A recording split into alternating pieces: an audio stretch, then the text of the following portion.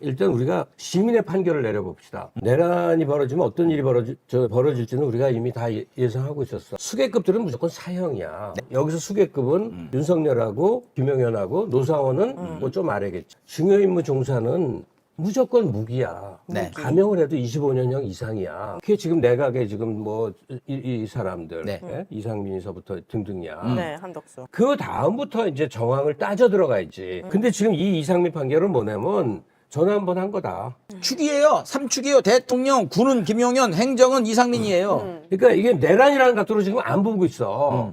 근데 내란이 벌어지면 이것들이 진짜 성공을 했어. 그래서 군부대가 전부 국회의장서부터 방송국, 대학 다 지금 진주하고 있어. 우리 국민이 가만히 있냐고. 아니죠. 못 참지 뛰어나와. 진압을 하다 안 되면 어떻게 돼? 쏴. 네. 말도. 죽어. 그 다음에 어떤 일이 벌어져? 맨날 며칠 가는 동안에 우리나라에 들어온 모든 외자 다 빠져나가. 어떤 일이 벌어지냐면 한국이 30년 내지 50년 뒤로 후퇴하는데 그걸 복구하는데 앞으로 10년, 20년 세월이 바닥에서 헤매였을 거라고. 죽은 사람도 죽은 사람이고. 그럼요. IMF 이상으로 망하는 거예요. 그런 일을 한 짓인데 다만 많은 부분이 어설퍼서 실수했다고 징역 7년을 주냐고. 이거는 이 판사가 동조범이라고 난 봐. 내란 세력의 정신적, 심정적 동조범이라고 생각해.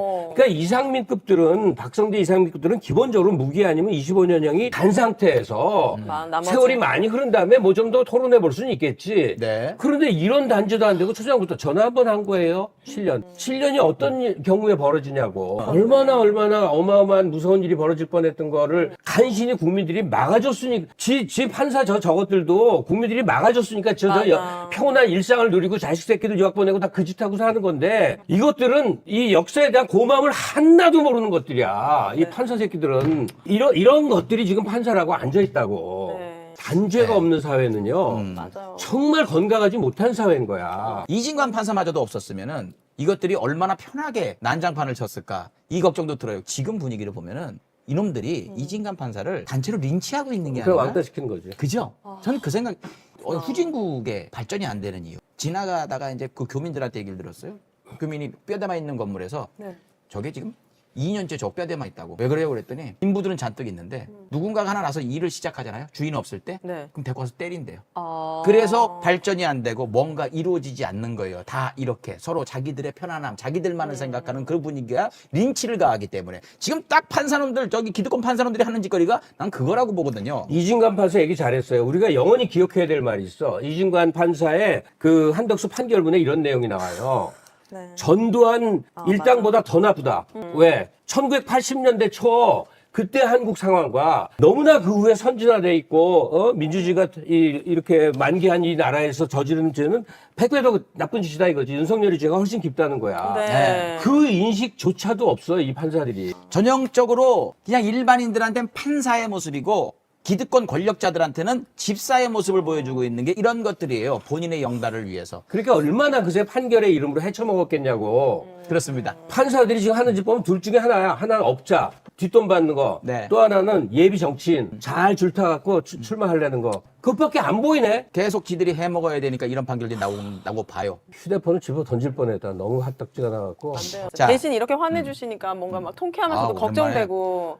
좀 네. 핸드폰 지금도 부셔졌는데 또 사셔야 되잖아요. 비싸서 못 사고 있다. 그러니까 이거 마저 던지면 어떻게 하려고? 연락이라도 안 하면 큰일 나잖아요. 이거 한 5년 됐는데. 네, 지금 테이프로 지금 핸드폰을 붙여. 바꾸긴 바꿔야 되는데 돈이 네. 없다. 민주당의 여러 어쩔 수 없는 형편을 모르는 건 아니나 사법 개혁하고 맨날 뭐해 제도 개혁만 하잖아. 법관수 얘기하고 뭐하고. 네. 근데 인적 청산이 더 중요한 거다. 그러면 누구야? 조희대야. 네. 조희대를 향해서 총공세를 못 내뺀 건 알아. 그 국민 여론이 좀 안 그렇거든. 네. 어떻게 대법원장을 공격해 뭐 이런 그 참 어려움이 있지. 그러나 문제의 핵심은 제도 개혁도 중요해. 그러나 제도가 잘못돼서 이 짓거리가 지금 벌어지고 있냐고.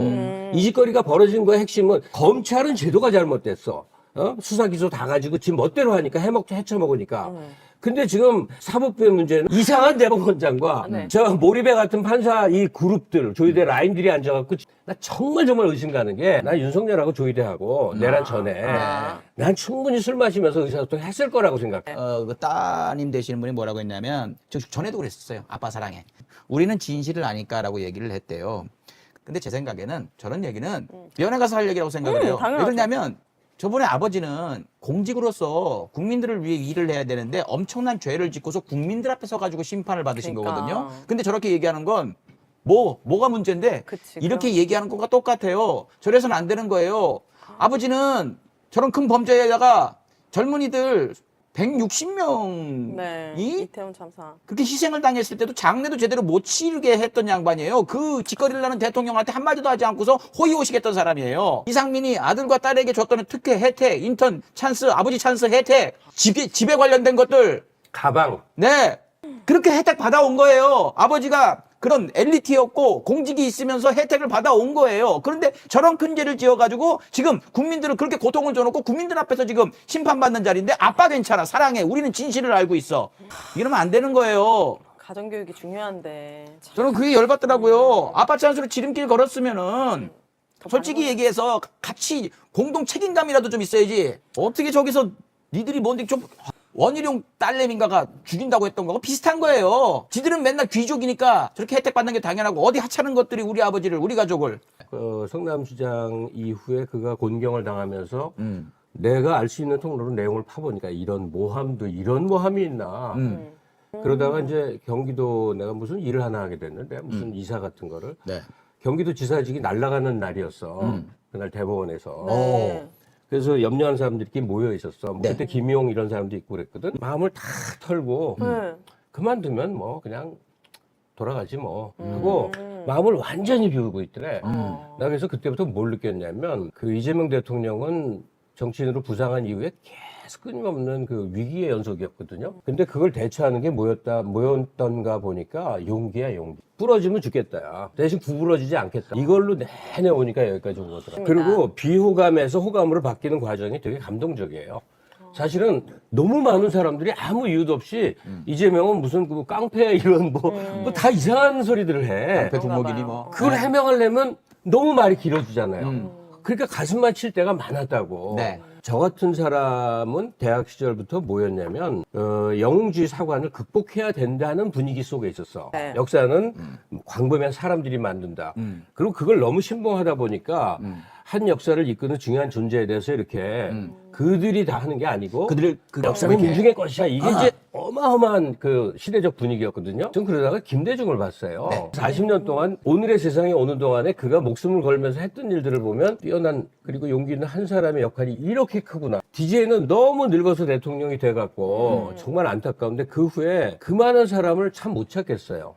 노무현 대통령 너무 사랑하고 애잔하지만 이 한 시대를 전국을 움켜쥘 수 있는 거기에 있어서는 실기를 너무 많이 한 양반이고 그러다가 이재명을 본 거예요. 심지어 앞으로 젊어. 13년을 할 거기 때문에 그 정치를 하더라도 최소한도 인식의 수준이란 게 있잖아요. 근데 장동혁 씨가 아마 입시를 잘 받겠지. 네, 그럼요. 잘 받겠죠. 그래서 고시가 된 거지. 네, 판사 그리고 판사를 출신이라면서요. 했지. 네. 그리고 집을 6채나 열심히 장만을 했지. 실버주예요. 그 외에 대갈박에 들은 게 아무것도 없다는 증명이야. 대갈박이라지. 제대로 된 사회과학 서적 한 권 읽어본 적이 없는 놈들이 판사하다가 국회의원 하고 있어. 아무 생각 없는 놈들이야, 정말로. 마주 앉아서 얘기를 해보면 얼척이 없어요, 얼척이. 기가 안 찰 때도 많아요. 우리 아이들은 그냥 캐대원부터 봤으니까 우린 외국 사람들이 다 한국말 좋아하고 한국 사랑하고 이거에 익숙하단 말이에요. 선진국의 느낌으로 그래. 이제 살고 있어요. 우리 10대 애들은. 이 더 나은 미래를 위해서 우리 어른들이 잘 닦아줘야 된다라고 생각합니다.